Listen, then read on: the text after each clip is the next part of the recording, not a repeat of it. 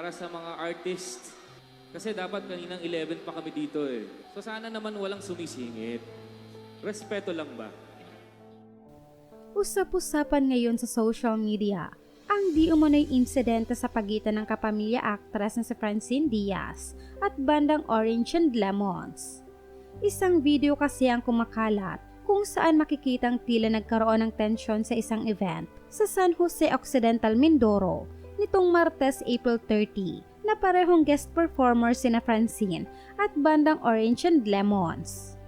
Sa video kasi na ini-upload ng ilang netizens sa X or dating Twitter, ay makikitang bigla na lang pinatigil ng host ng Orange and Lemons sa kalagitnaan ng kanilang performance para ipakilala si Francine. Ayon rito, babati lamang ang aktres sa mga dumalo sa naturang event. Gayunpaman, habang nagsasalita si Francine sa gitna ng entablado, ay tila nagkakagulo na ang mga miyembro ng Orange and Lemons na nasa likuran niya at tila may tensyon sa pagitan ng banda at ng isa sa organizers ng event. Maliban dito, ang dapat na pagbati lang sana ng aktres ay nagtuloy sa pag-awit nito, ngunit bago pa siya magsimula ay maririnig na malakas na tumugtog ang gitara.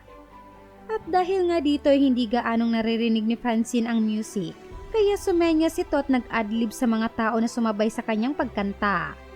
Samantala, may isa pang video na makikitang habang kumakanta ang kapamilya actress ay nag-aayos na ng gamit ang Orange and Lemons at tila nag-walkout raw ayon sa ilang netizens.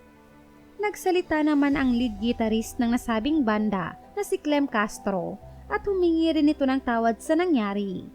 Gayunpaman, inilabas niya rin ang kanyang sama ng loob ukol dito.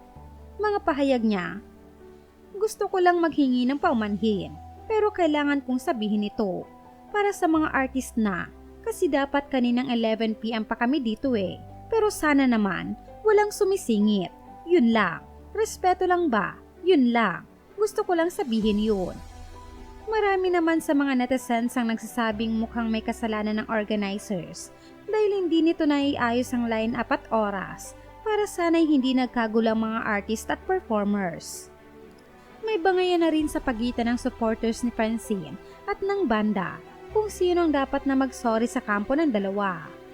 May nagsasabi kasi na baka dahil masikat si Francine ay mas pinabura nito at dahil late na ang event ay nagpauna na ito. Gayunpaman, ayon din sa ilan, sana raw ay hindi sisihin ng naturang banda ang aktres dahil tinawag lang naman umano ito para mag-perform at hindi nito kasalanan kung may pagkakamali ang organizer ng naturang event.